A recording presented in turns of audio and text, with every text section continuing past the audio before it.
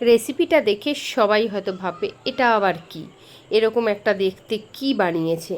তো সেটাই দেখার জন্য পুরো ভিডিওটা দেখতে হবে। যা কারেন্ট চলে গেছিলো, কিছু করার নেই, এটা আমার হাতে ছিল না। আর টমেটো, কাঁচা টমেটো, এগুলো আমার ছাদের গাছেই হয়েছিল। বেশ 8-10টার মতন টমেটো হয়েছিল, একদম ছোট্ট ছোট্ট পুচকি পুচকি। তো সেগুলো কেটে আমি ভালোভাবে ধুয়ে নিচ্ছি। তোমরা চাইলে ভেতরের বীজগুলোও ধুয়ে ফেলে দিতে পারো, আমি ফেলে দিইনি। আমার রান্নার সুবিধার্থে আমি প্রেশারের মধ্যে দিয়ে দিচ্ছি, তোমরা চাইলে নাও দিতে পারো। তো প্রেশারের মধ্যে দিয়ে আমি সিটি মেরে নেব, একটা সিটি মারলেই যথেষ্ট। কোনো কিছু না, টমেটো তো একদমই নরম, কিন্তু সেখানে আমি মানে দেখতে দেখতে 2-3টে সিটি পড়ে গেল, কোনো অসুবিধে নেই। এইবার দেখো একটা লোহার কড়াইয়ে কিছুটা তেল দিয়ে দিচ্ছি কালো সাদা মিশিয়ে সর্ষে। আর এবার সর্ষেটা যে পুরো একটু কালচে ভাব হয়ে যাবে, তখন আমি দিয়ে দেবো মাঝারি সাইজের দুটো কুচিয়ে রাখা পেঁয়াজ। এই দুটো পেঁয়াজকে ভালোভাবে কিন্তু ভাজতে হবে।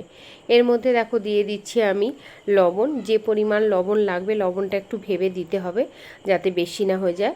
আর এবার দিয়ে দিচ্ছি হলুদ। লবণ আর হলুদটা দেওয়াতে কি হবে, পেঁয়াজটা খুব তাড়াতাড়ি ভাজা হয়ে যাবে। আর এই লোহার কড়াইটা দেখে হয়তো অনেকে ভাবতেই পারো যে দিদি তোমার কড়াইটার অবস্থা কী। আর কাঁচা লঙ্কাটা অবশ্যই স্বাদ মতো দেবে, এটা একটু ঝাল ঝাল হলে বেশি ভালো লাগে।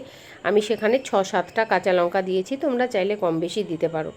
তো এই কড়াইটা লোহার কড়াই, আমি ননস্টিকটা ব্যবহার করি না, বা ননস্টিক আমার ভালো লাগে না। এটা আমার মায়ের দেওয়া কড়াই, এত বেশি ভালো কড়াইটা। লোহার কড়াই হতে পারে দেখতে একটু খারাপ, কিন্তু ভীষণ ভালো। এবার দেখো সব কটা উপকরণ খুব ভালোভাবে ভাজা হয়ে গেছে। এইবার আমি দেখো প্রেশার কুকারটা খুলে নিচ্ছি। তো দেখে বুঝতেই পারছো একদমই ল্যাতল্যাতে হয়ে গেছে, যেহেতু 3খানা সিটি পড়েছে, বুঝতেই পারছো। এবার টমেটোটা দিয়ে এইভাবে আমি খুব ভালোভাবে নাড়িয়ে চাড়িয়ে নিচ্ছি।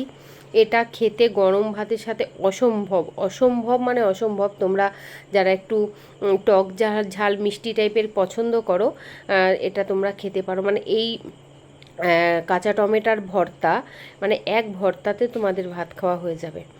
তো দেখো এটাকে খুব ভালোভাবে এরকম নেড়ে নেড়ে নেড়ে নেড়ে যখন একদম কালারটা পুরো কালচে ব্রাউনি হয়ে যাবে, তখন আমি নামিয়ে নেব। দেখো অটোমেটিক কালারটা পুরো ব্রাউনি ব্রাউনি হয়ে এসছে, একদম মিশে গেছে পেঁয়াজ লঙ্কার সাথে, কাঁচা টমেটোগুলো পুরো মিক্স হয়ে গেছে।